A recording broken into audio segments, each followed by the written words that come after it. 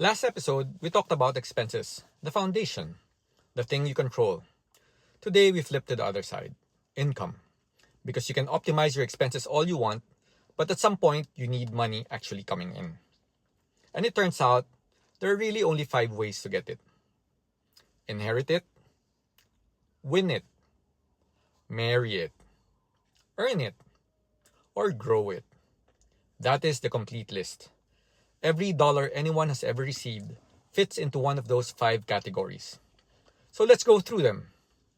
Quickly for the first 3, because while they are all perfectly valid ways to come into money, none of them are particularly actionable advice. Inherit it. Someone who loves you dies and leaves you money. Lovely in theory, deeply uncomfortable to plan around, and entirely outside your control. Unless you are very intentional in someone's will and very patiently waiting, which is its own kind of lifestyle choice, this is not a strategy. It is a windfall. Treat it as one if it happens.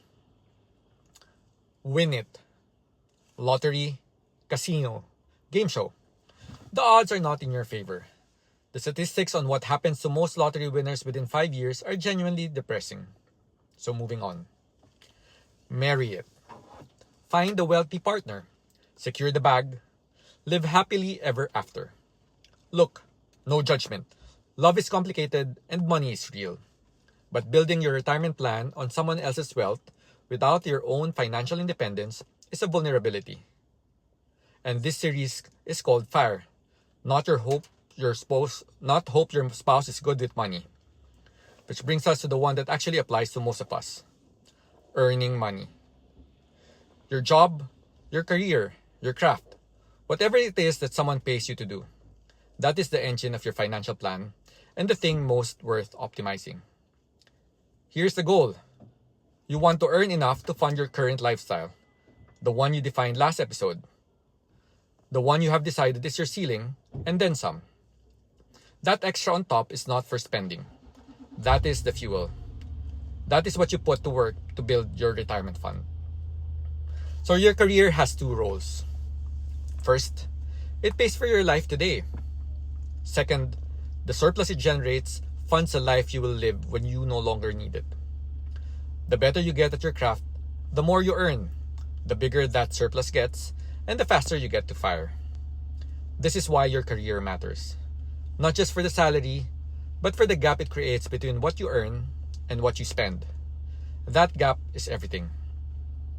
Now, the 5th way, growing money, is where things get really interesting, and it deserves its own episode. Because once you have that surplus from earning, the question becomes, what do you do with it? How do you make it grow? How do you turn your savings into the 25 times number we talked about in episode 2? That is next episode. And it is honestly where the FIRE strategy starts to feel less like discipline and more like momentum. For now, the takeaway is simple. You cannot inherit your way to FIRE. You cannot win your way there. You cannot marry your way there too. Well, not reliably. You earn it, you build the gap between income and expenses, and then you put that gap to work. See you in episode 6.